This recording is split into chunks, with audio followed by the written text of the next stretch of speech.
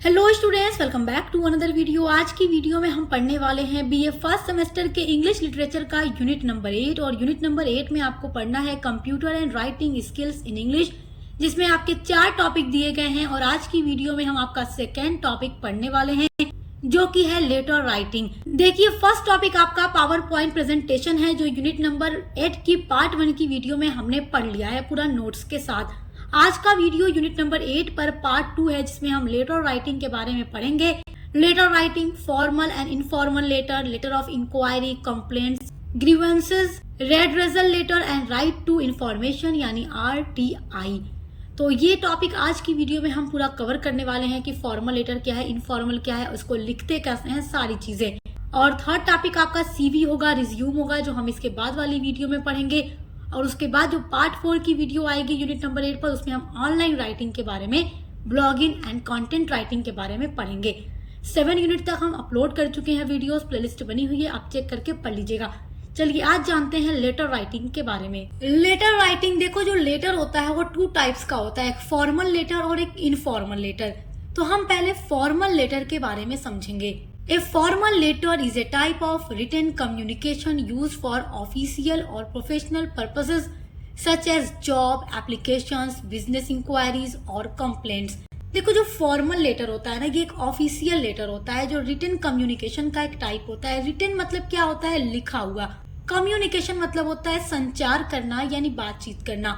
तो जब ऑफिशियल यानी ऑफिस के वर्क के लिए प्रोफेशनल पर्पज से लेटर लिखा जाता है फॉर्मल वे में, उसको कहा जाता है फॉर्मल लेटर या ऑफिशियल लेटर। सच एज, जैसे कि जॉब के लिए अगर आपको लेटर लिखना है तो वो आपका फॉर्मल लेटर होगा, क्योंकि देखिए फॉर्मल लेटर में कोई अनाप शनाप या उल्टी सीधी बात नहीं की जाती। डायरेक्ट जो मुद्दे की बात है, जो टॉपिक की बात है, एक फॉर्मल वे में, एक सही वे में वही की जाती है। जैसे अगर आप अपने किसी दोस्त को लेटर लिख रहे हैं तो आप उसमें कुछ भी अपने मन से लिख कर भेज देंगे तो वो आपका तो इनफॉर्मल हो जाएगा। इनफॉर्मल को पर्सनल लेटर भी कहा जाता है।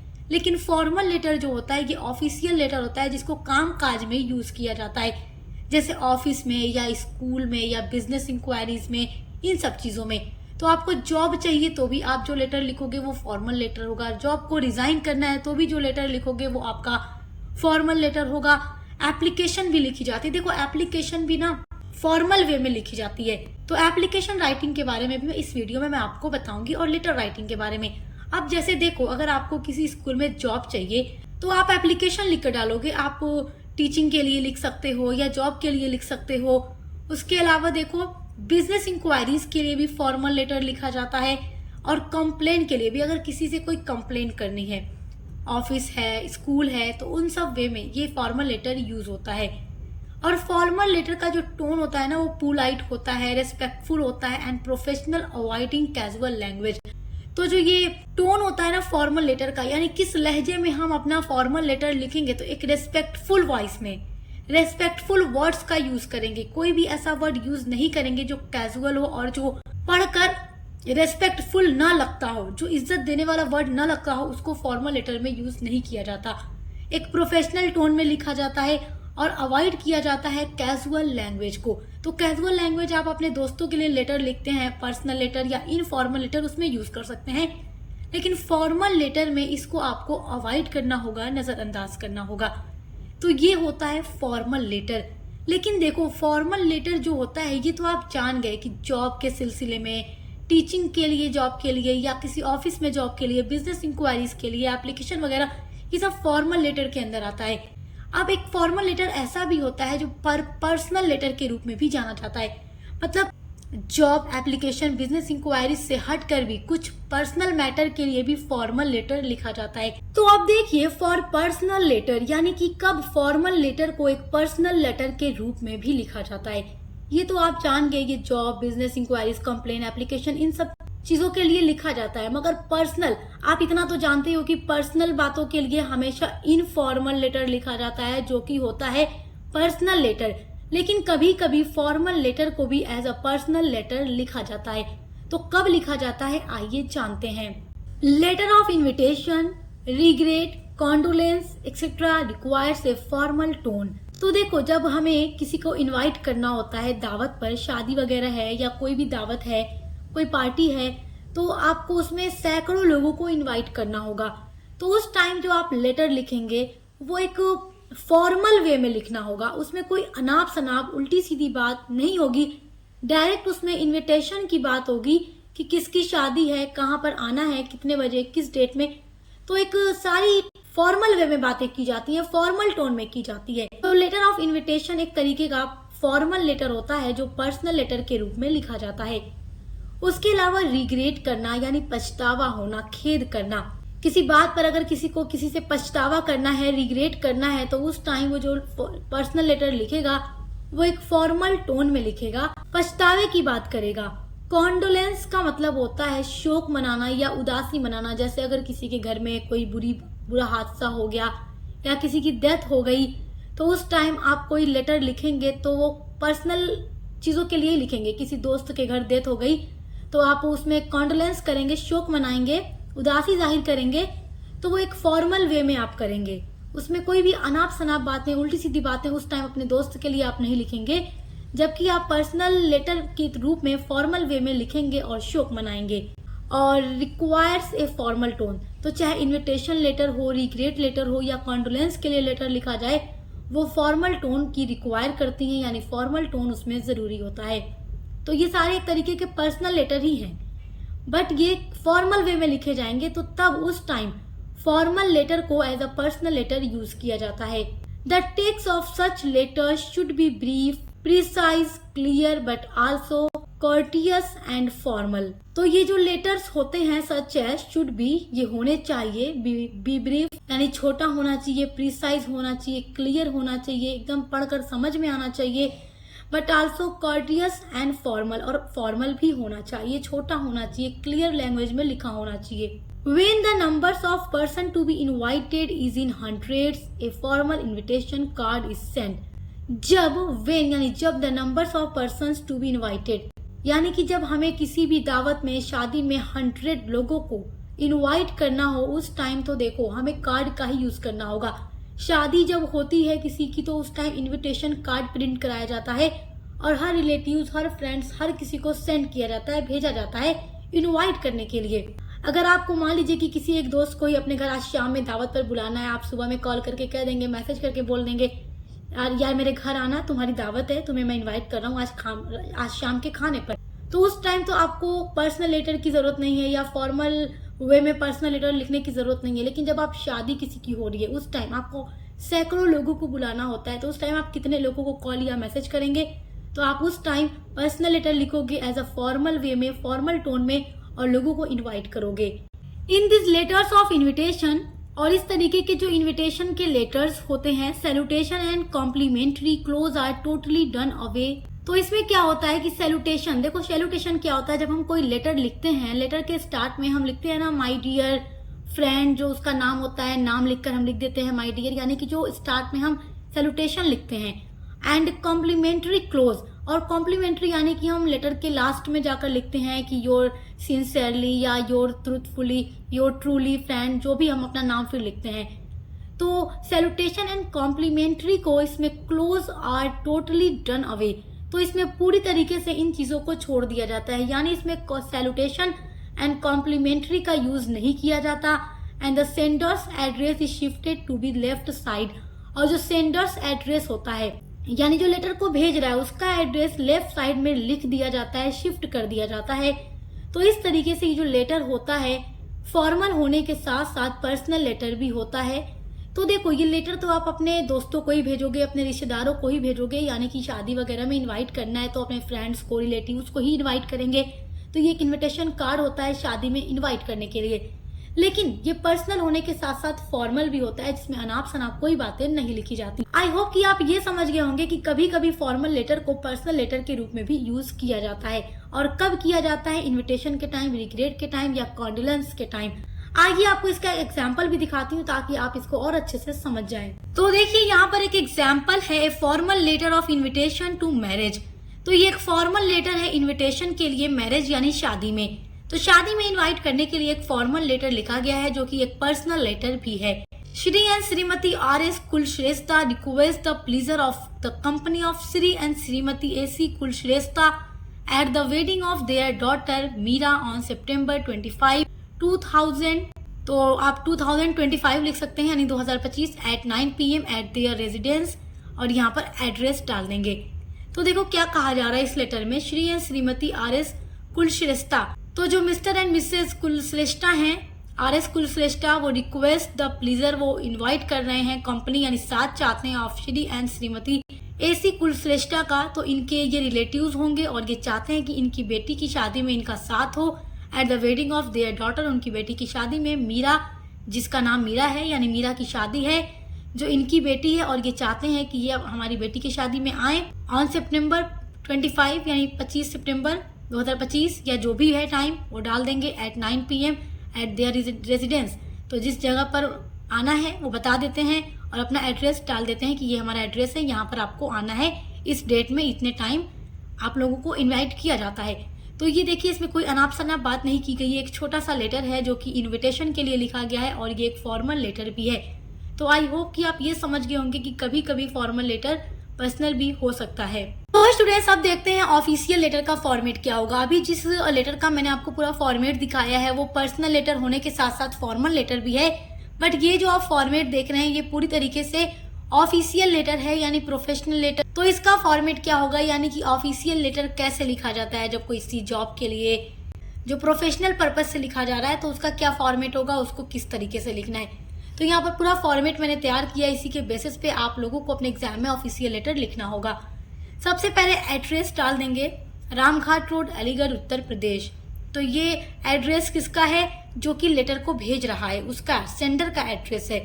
उसके बाद डेट डाल देंगे, जिस डेट में आपको देना है, जो भी डेट आप लिख रहे हैं। उसके नीचे डालेंगे रिसीवर्स एड्रेस। यहाँ देखो रिसीवर्स एड्रेस लिखा है ना, तो आप सेंडर का एड्रेस, फिर उसके बाद डेट, उसके नीचे रिसीवर का एड्रेस, यानी जो लेटर को रिसीव करेगा, जिसको लेटर भेजा जा रहा है, उसका एड्रेस डालेंगे। उसके नीचे सब्जेक्ट होगा, यानी कि किस सब्जेक्ट पर ये ऑफिशियल लेटर लिखा जा रहा है, टॉपिक क्या है, किस चीज के लिए लिखा जा रहा है। उसके नीचे होगा सैल्यूटेशन, यानी डियर, मैडम, सर, जो भी नाम होगा वो लिखेंगे। इतना लिखने के बाद यहाँ से देखो बात शुरू की जाती है, यहाँ पर निशान लगाया ना, यहाँ से बात शुरू की जाती है, और फिर पूरी बात जो होती है लेटर की उसको लिखी जाती है, यानी ये होता है बॉडी ऑफ द लेटर, यानी जो मेन बात है, जिस बात के लिए ऑफिशियल लेटर लिखा जा रहा है वो बात इसमें यहाँ पर लिखी जाती है।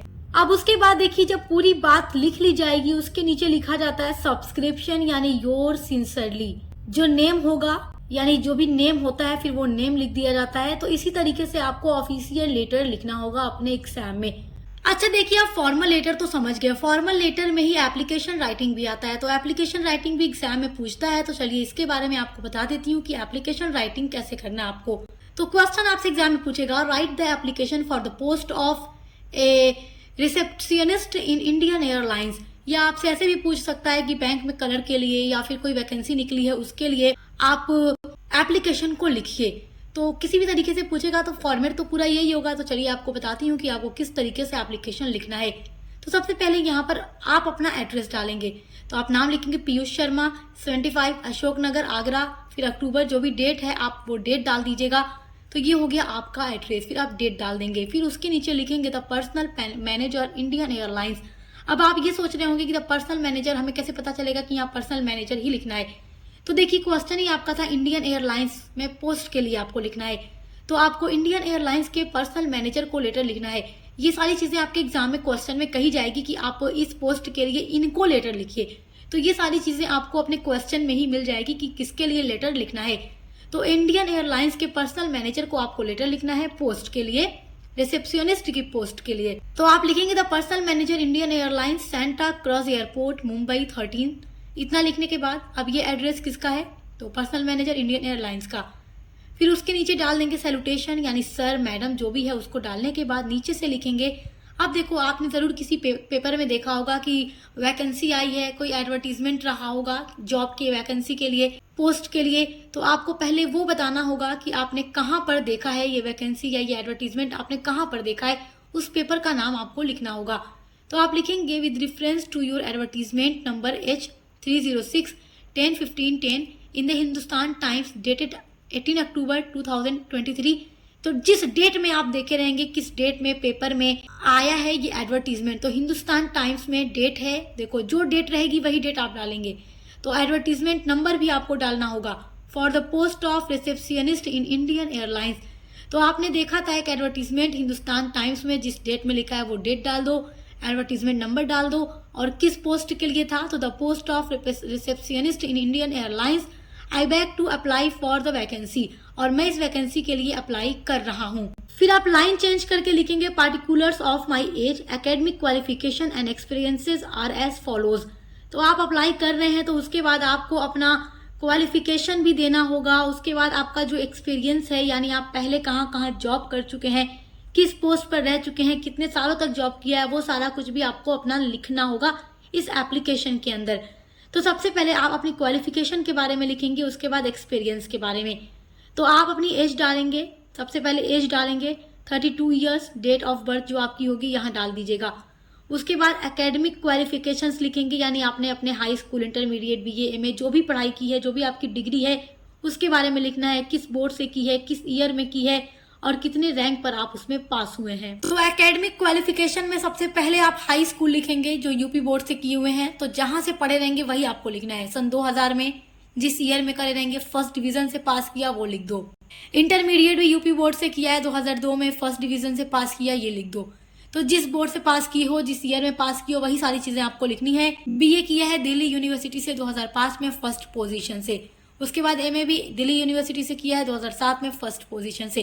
तो आपको अपनी क्वालिफिकेशन लिखने के बाद अपना एक्सपीरियंस लिखना होगा, तो आप हेडिंग डाल दोगे एक्सपीरियंस। अब इसमें आप क्या लिखोगे, देखो जहां जहां आपने काम कर रखा है, जॉब कर रखी है, तो वो आपको लिखना है। तो देखो पहले है वर्क एज जूनियर रिसेप्शनिस्ट इन किरण होटल दिल्ली इन 2015। तो किरण होटल में 2015 में दिल्ली में आप जूनियर रिसेप्शनिस्ट के रूप में काम कर चुके हैं, मतलब आपको अपना एक्सपीरियंस लिखना है। तो यहाँ लिखा गया इस तरीके से, जो एक्सपीरियंस होगा वो आप लिखेंगे। सेकेंड है आपका point, at present working as a senior reception officer in tourist bungalow RKM Agra, कि यहाँ प्रेजेंट में काम किया जा रहा है, वो मतलब प्रेजेंट टाइम में कहाँ काम कर रहे हैं, पहले कहाँ कर चुके हैं, सारा चीज अपने एक्सपीरियंस में डाल दो। उसके बाद लिखेंगे नीचे, I am enclosing herewith attested copies of the certificates, degrees and testimonials which will be a testimony of my work and character. तो जो कुछ भी सर्टिफिकेट है या डिग्री का, वो सब कुछ इसके साथ अटैच करके आप लगा दोगे। उसके बाद लिखोगे थैंकिंग यू योर फेथफुली, फिर अपना नाम डाल दो। तो एप्लीकेशन राइटिंग आपको बिल्कुल इसी तरीके से एग्जाम में लिख करके आना है, आपको पूरा नंबर मिल जाएगा। आइए अब इनफॉर्मल लेटर के बारे में जानते हैं। अब देखो इनफॉर्मल लेटर क्या होता है। तो इनफॉर्मल लेटर को पर्सनल लेटर भी कहा जाता है। Informal letter are personal letters that are written to let your friends और family know about what is going on in your life. तो इनफॉर्मल लेटर क्या होता है, एक पर्सनल लेटर होता है जो कि लिखा जाता है अपने फ्रेंड्स के लिए, फैमिली के लिए, ये जानने के लिए कि व्हाट इज गोइंग ऑन, क्या चल रहा है इन योर लाइफ, कि आपकी लाइफ में, मेरी लाइफ में क्या चल रहा है, ये सब कुछ जानने के लिए। अपने दोस्त को लिखकर भेज दो, यार तुम्हारी लाइफ में क्या चल रहा है, मेरी लाइफ में तो ये चल रहा है। अपने भाई को, बहन को, मम्मी को, पापा को, जो लेटर आप लिखकर भेजते हैं ऐसे ही वो आपका पर्सनल या इनफॉर्मल लेटर होता है। And to convey your regards, और अपने रिगार्ड्स को बताने के लिए, मतलब अपनी बातों को बताने के लिए अपने दोस्त को, फैमिली को ये लेटर लिखा जाता है। An informal letter is usually written to a family members, a close relatives और फ्रेंड्स। और जो इनफॉर्मल लेटर होता है यूजुअली आमतौर पर रिटर्न लिखा जाता है टू ए फैमिली मेंबर्स, परिवार के सदस्यों को, क्लोज रिलेटिव्स और जो नजदीकी रिश्तेदार होते हैं और जो दोस्त होते हैं उनको। The language used in A informal letters is casual and personal. और इनफॉर्मल लेटर में यानी पर्सनल लेटर में कैजुअल और पर्सनल लैंग्वेज को यूज किया जाता है, जबकि फॉर्मल लेटर में इन्हीं चीजों को अवॉइड किया जाता है। आपका अगला टॉपिक है पार्ट्स ऑफ पर्सनल लेटर, यानी पर्सनल लेटर के क्या क्या पार्ट होते हैं। तो सेंडर एड्रेस सबसे ऊपर लिखा जाता है, फिर डेट लिखी जाती है, फिर द सैल्यूटेशन यानी जो डियर, माय डियर फ्रेंड, जो भी नाम है वो लिखा जाता है। फिर बॉडी ऑफ द लेटर होता है, यानी कि बॉडी ऑफ द लेटर का मतलब जो बात अपने दोस्त को, अपने फैमिली मेंबर को या अपने रिलेटिव्स को आप बताना चाहते हैं वो लिखा जाता है। द सब्सक्रिप्शन लिखा जाता है, सिग्नेचर लिखी जाती है। उसके बाद recipients address on the envelope, और इनवलप पर रिसीवर का एड्रेस यानी जिसको लेटर भेज रहे हैं उसका एड्रेस लिखा जाता है। तो आइए अब इसका एग्जाम्पल भी देखते हैं। एग्जाम में कैसे पूछेगा पर्सनल लेटर लिखने के लिए। Write a letter to invite your friend to your birthday party. अपने फ्रेंड को एक लेटर लिखो इनवाइट करने के लिए अपनी बर्थडे पार्टी में। तो आप सबसे पहले सेंडर्स एड्रेस यानी अपना एड्रेस डालेंगे, क्योंकि आप लेटर लिख रहे हैं तो आपका जो एड्रेस है वो डाल देंगे। जैसे यहाँ डाला हुआ है खजूरी, वाराणसी, उत्तर प्रदेश, जो डेट है वो डाल दी गई है। तो सेंडर का एड्रेस हो गया, उसके बाद डेट हो गई, उसके बाद सैल्यूटेशन यानी माय डियर श्याम। तो आप अपने दोस्त श्याम को लेटर लिख रहे हैं, जो भी आपके दोस्त का नाम है वो आप डाल देंगे। उसके बाद है the body of the letter. तो बॉडी ऑफ द लेटर में क्या लिखेंगे? You will be glad to know that my birthday comes off on 20 October, यानी 20 अक्टूबर को मेरा बर्थडे आ रहा है, ये सुनकर तुम्हें काफी खुशी होगी। I have arrange A small party at my home in the afternoon at about 5 PM on that day. और मैंने एक छोटी सी पार्टी अपने घर पर अरेंज की है दोपहर के बाद 5 बजे से, ये पार्टी है उसी दिन जिस दिन मेरा बर्थडे है। I would earnestly request you to join the party, और मैं तुमसे ये रिक्वेस्ट करता हूँ कि तुम इस पार्टी को ज्वाइन करो। Ram, Sohan, Riya, Saloni and some other friends have agree to attend it. तो अदर जितने भी दोस्त हैं उनका नाम लिखा गया है और कहा गया है कि ये सारे जो दोस्त हैं या इसके अलावा भी जितने हमारे दोस्त हैं वो सब तैयार हैं मेरी पार्टी में आने के लिए। And I sincerely believe you will also join us, और मुझे ये पूरा यकीन है कि तुम भी हमारी पार्टी को जरूर ज्वाइन करोगे। There will be lots of fun in the party, और हम पार्टी में काफी ज्यादा फन करेंगे। I am looking forward to seeing you, और मुझे इंतजार रहेगा तुम्हें देखने का या तुम्हारे आने का। फिर नीचे लिख देंगे योर्स ट्रूली मोहन, यानी अपना नाम लिख देंगे। उसके बाद अपने दोस्त का एड्रेस आप इन्वॉल्व के ऊपर लिखेंगे, तो आपका पर्सनल लेटर हो जाएगा रेडी। तो आई होप कि आप पर्सनल लेटर या फॉर्मल लेटर या एप्लीकेशन राइटिंग कैसे करना है बहुत अच्छे से समझ गए होंगे। तो वीडियो पसंद आई तो लाइक, कमेंट, शेयर जरूर कीजिएगा। मिलते हैं अगली वीडियो के साथ।